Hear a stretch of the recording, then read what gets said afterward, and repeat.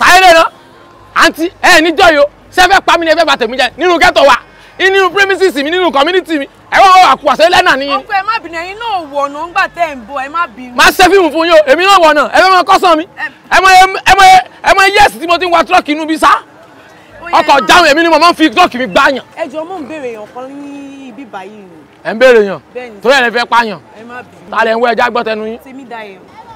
àdírẹ́sì yín ń jọ ọ̀rẹ́ mi àmọ́ ọ̀rẹ́ mi tẹ́mi mọ̀ yọ fáìn.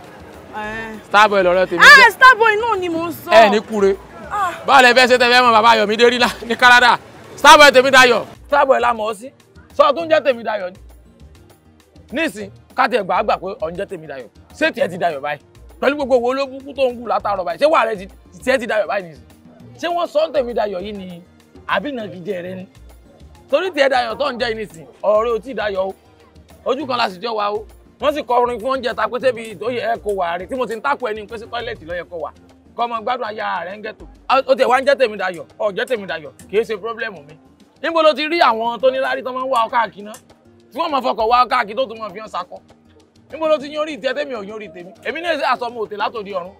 ní sùúrù apá ṣé kò sọ yẹ ọ̀rọ̀ Bùkọ́lá ló sọ. ọ̀rọ̀ Bùkọ́lá kọ́ mò ń sọ ọmọ bí mo ti ń bọ́rọ̀ lọ lọ́mọ olówó ọmọ tó níbi tó ní ìràn tó wá wá tó fi ń gara.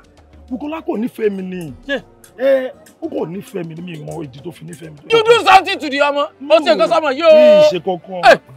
ẹ lè gbé o ó ṣe nǹkan sí ọmọ ìṣe